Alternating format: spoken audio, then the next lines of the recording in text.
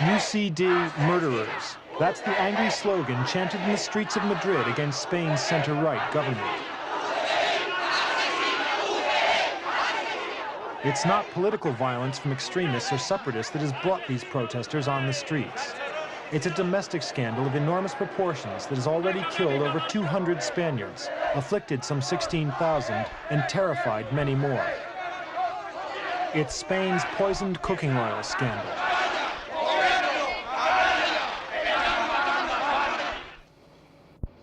The affair is basically a multi-million-dollar fraud masterminded by unscrupulous businessmen. Rapeseed oil, destined for industrial use, has been treated with chemicals, dyes, and other oils to make it virtually indistinguishable from pure olive oil, which is used for cooking in almost every Spanish household. Unsuspecting customers bought the oil on street markets or from door-to-door salesmen at a bargain price. But somewhere in the treatment process, a deadly poison was created.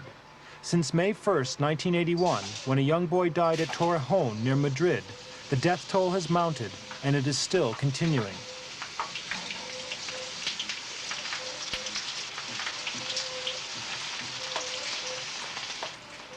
The most frightening aspect is that in spite of enormous efforts, no successful antidote to the poison has yet been found.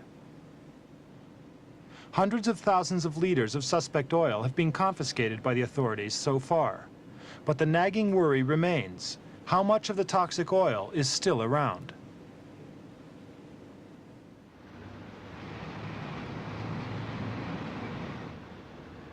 Meanwhile, the steady flow of sufferers to hospital continues.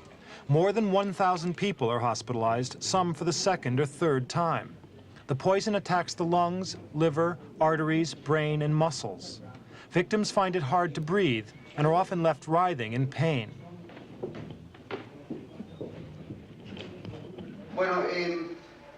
Dr. Carlos Dueñas, who works in the hospital at Colmenar Viejo, lists some of the symptoms. Bueno, podríamos decir que todavía no está cerrado la patología, los síntomas, pero en un principio fueron fundamentalmente Well, I should say first of all that the medical analysis has not yet been completed, but the basic symptoms were initially pulmonary.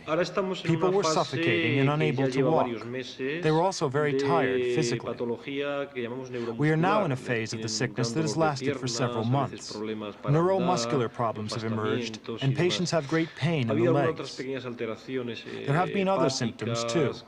For example, blood poisoning and heart problems. But basically, the problems are in the neuromuscular field.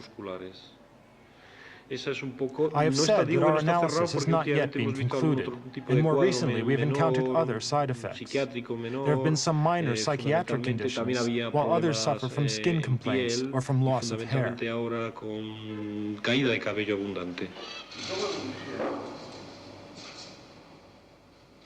There are now 20,000 people working on research into the poison, many of them here in the government laboratories at Majadahonda near Madrid. But even with the help of foreign toxin experts and the World Health Organization, they still cannot say exactly how the poison works or how it should be treated.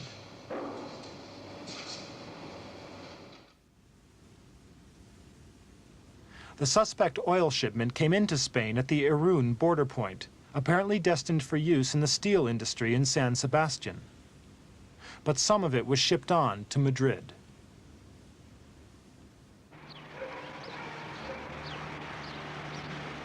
This is the factory, now closed and shuttered, in Madrid's Alcorcón suburb, where it's alleged that the deadly fraud was carried out.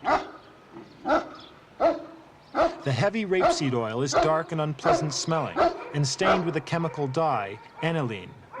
The oil was probably heated to 200 degrees centigrade for 48 hours, say government chemists, in an effort to remove the dye. But it's believed the dye reacted with fatty acids in the mixture, creating annelide oils.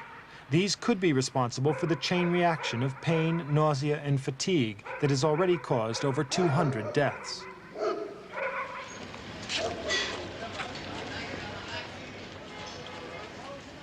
It's in poor neighborhoods like Las Ventas that most of the poisonous oil was sold, usually by traveling salesmen or street traders.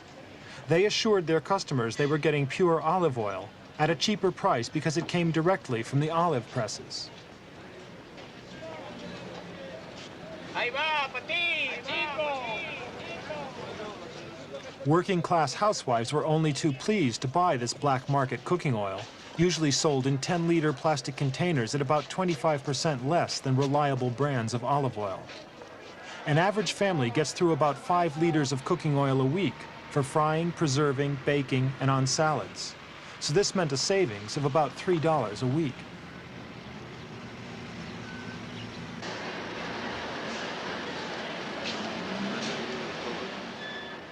The suburbs of Madrid and towns to the north were the worst affected places, reflecting the sales area of the illegal traders.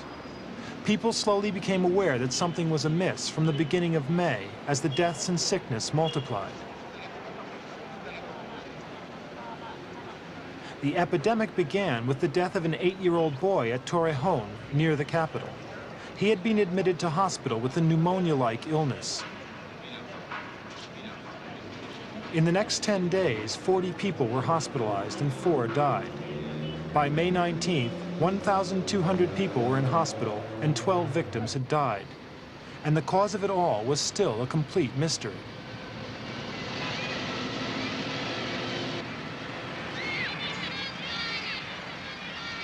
There were suggestions that there had been a leak of biological warfare germs from an American airbase at Torrejón de Ardoz. Pet animals were suspected of carrying the mysterious disease, and birds, cats, and dogs were destroyed. Fresh strawberries, lettuce, and onions were suspected. People refused to buy them, and stocks had to be destroyed.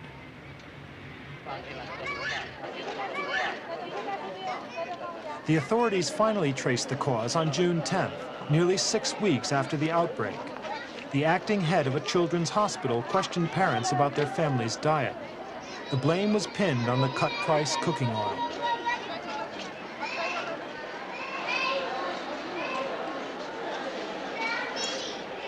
A fortnight later, 25 businessmen were arrested on suspicion of conspiracy to sell an adulterated product. Hopes were raised that the disaster had been contained. In August, Prime Minister Calvo Sotelo announced the creation of a new Secretary of State for Consumer Affairs to eradicate food frauds, while the ministers of Health, Agriculture, and Commerce were generous in their praise of the officials fighting the disease.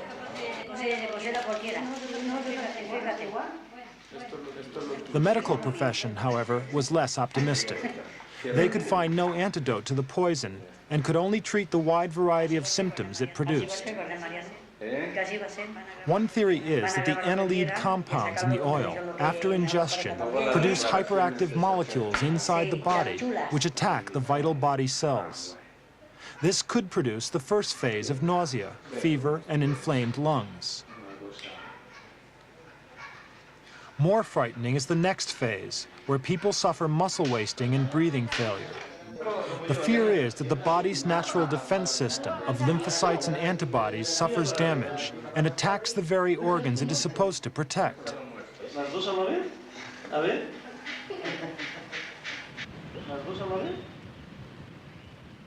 Besides the traumatic effect it has had on the Spanish public, the affair has also proved disastrous for the Spanish olive oil industry. Spain has a big export trade in goods canned in oil, tuna fish, sardines, and the like, which has increased fourfold over the past decade.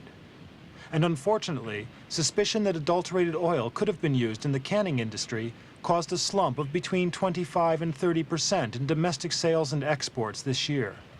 It's an undeserved blow for the olive growers because olive oil itself is under no suspicion at all.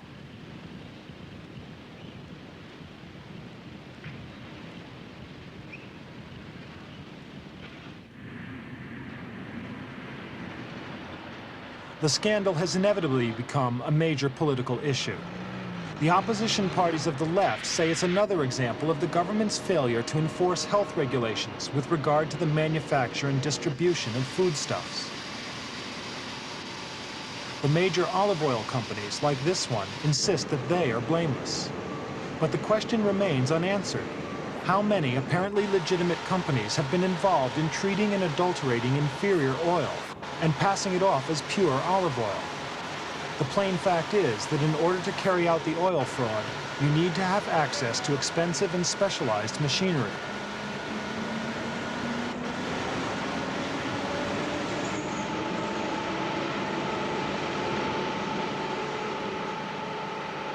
People are now coming forward and saying that adulterated oil is nothing new in Spain, that it has been going on for many years. Critics claim they can produce the figures to support this view. For example, they say that the 450,000 tons of olive oil produced each year can all be accounted for. 350,000 tons consumed in Spain and 100,000 tons for export. But over the past 5 years, the government has bought up surpluses totaling 260,000 tons. How did this surplus arise, if not through the introduction of illegal concoctions onto the market? Other statistics supporting the conspiracy theory concern imports of the crude rapeseed oil. Much of it is used as a lubricant in the steel industry, which is presently in recession. And yet imports of the rapeseed oil quadrupled in the first quarter of the year.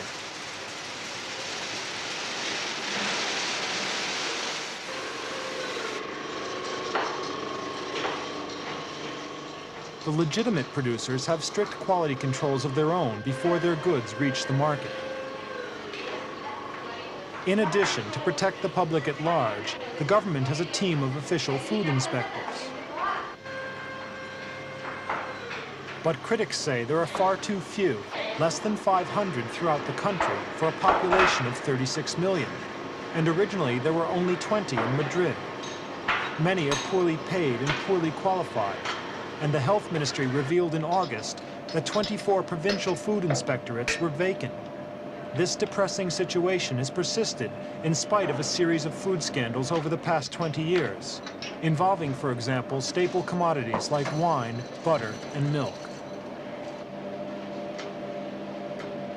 Since the cooking oil scandal, new laws to protect the consumer are being prepared, and food inspectors working under different ministries will be better coordinated. But it all comes too late to save the government from severe criticism.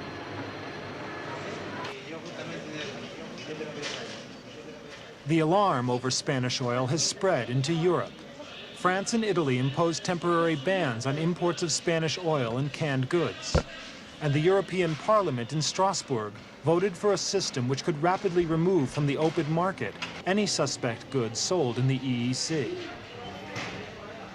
What began as a domestic public health tragedy has turned into a major economic and political problem for the Spanish government. Early in December, the health minister, Sancho Roth, was dismissed. Some say rather belatedly. He had been attacked for going away on vacation during the crisis and for putting out soothing statements which ignored the true facts. So the ramifications of the oil scandal have damaged the government at home and the country's image abroad.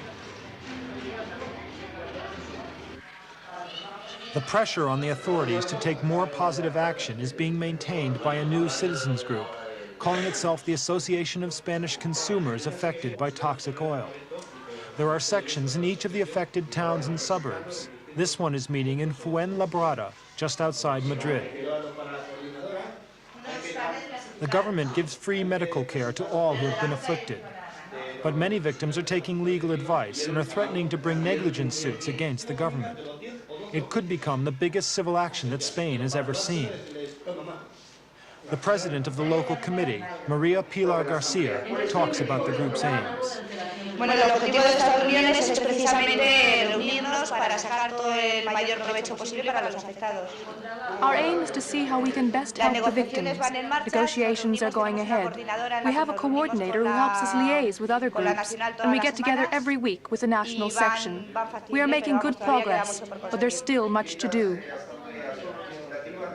Here in Fuenlabrada, there are about 500 poison victims. In Madrid province, there could be as many as 13,000. Provincial puede ser unos 13.000 aproximadamente.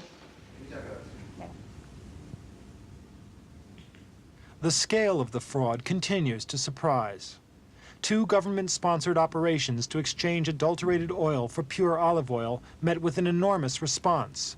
The public traded in 2.3 million liters.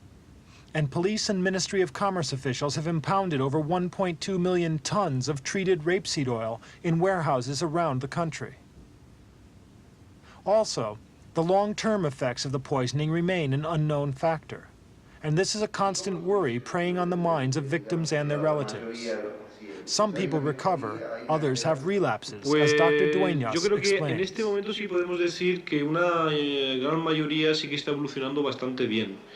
Es verdad que una I think we minoría, can un say that the great segmento, majority digamos, are de well on the pacientes road to no recovery. evoluciona tan bien. It is true, however, that a small Y si está number of estacionario, patients are incluso not algunos getting better. empeoran, ¿no? Their condition Que is son los que static. llevan un desenlace There are fatal. also some who are getting worse, Y otra and others who will minoría die. lentamente, pero está mejorando. Es decir, que podría haber And we do como not know aproximadamente why 3 some grupos, patients ¿eh? either fail to Incluso improve no or sabemos get por qué even razón, worse. pero algunos empeoran, Victims of no sé si mild estén poisoning estacionarios, might uno recover tiene una quickly, afectación muy while leve others y take a mejoran long time to mucho, do so.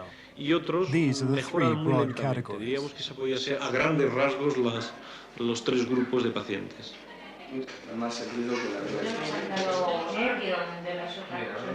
Spain has endured long months of turmoil in the fields of health, economy, and politics as a result of the cooking oil scandal.